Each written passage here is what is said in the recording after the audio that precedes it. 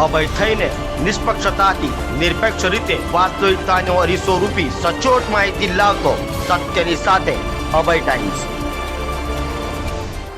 સુરતની કાપોદ્રા પોલીસે gas service દુકાનની આડમાં ચાલતા ગેસના બોટલોમાંથી બીજા બોટલમાં ગેસ રિફિલિંગ તથા મોટા પાયે ગેસના બાટલીઓનો સંગ્રહ કરનારને ઝડપી પાડ્યો હતો। કાપોદ્રા પોલીસ મથકનો સ્ટાફ પેટ્રોલિંગમાં હતો ત્યારે બાતમીના આધારે કાપોદ્રા મોહનબાગ ગેસ સર્વિસ દુકાનની આડમાં ગેસના બાટલામાંથી બીજા બાટલામાં ગેસ રિફિલિંગ તથા મોટા પાયે ગેસના બાટલાઓનો સંગ્રહ કરી રાખી લોકોનું જાનમાલનું નુકસાન થાય તે પ્રમાણે કૃત્ય કરતા બે દુકાનદારોને ગેસના બાટલા તથા રિફિલિંગના સામાન મળી 57,000થી વધુની મત્તા સાથે કનૈયાલાલ જગદીશ ખટીક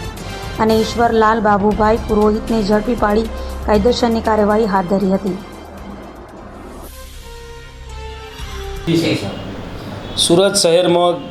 ગેસ સર્વિસ સેન્ટરની આડમાં મોટા ગેસના બાટલામાંથી અન્ય બાટલામાં રિફિલિંગ કરવાની પ્રવૃત્તિઓ શોધી કાઢવા માટે અને આગના બનાવ બનતા અટકાવવા માટે માનનીય police commissioner Shri Anupamsinh Gehlot sir, special commissioner sector 1 sir તેમજ ડીસીપી ઝોન 1 સરના માર્ગદર્શન હેઠળ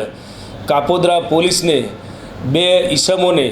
પકડવામાં સફળતા પ્રાપ્ત થયેલ છે। સમગ્ર હકીકત જોતાં કાપોદ્રા મોહનબાગ ગેસ સર્વિસ સેન્ટરની અંદર આલિશાન ચેમ્બર્સમાં તેમજ કાકડિયા ચેમ્બર્સમાં એમ 2 જગ્યાએ 2 ઈસમો મોટા ગેસના બાટલામાંથી અન્ય સિલિન્ડરમાં ગેસ ભરવાની પ્રવૃત્તિ કરતાં ઝડપાઈ ગયેલ છે અને બંને દુકાનોમાંથી કુલ 36 નંગ નાના મોટા બાટલાઓ તેમજ ગેસ ફિલિંગની પાઇપ તેમજ ઇલેક્ટ્રિક વેઇટ સ્કેલ તથા ગેસ ભરવાના વાલ અન્ય પાના પકડ તેમ 57,700 રૂપિયાનો મુદ્દામાલ કાપોદ્રા પોલીસે હસ્તગત કરેલ છે અને આ તમામ મુદ્દામાલ બાબતે પૂછપરછ કરતાં બંને આરોપીઓએ પોતે મોટા બાટલામાંથી નાના બાટલામાં ગેરકાયદેસર રીતે રિફિલિંગ કરવાની પ્રવૃત્તિ કરતા હોવાનું તપાસમાં જણાઈ આવેલ છે। બંને ઈસમો વિરુદ્ધ કાપોદ્રા પોલીસે કાયદેસર ફરિયાદ નોંધી તપાસ હાથ ધરેલ છે।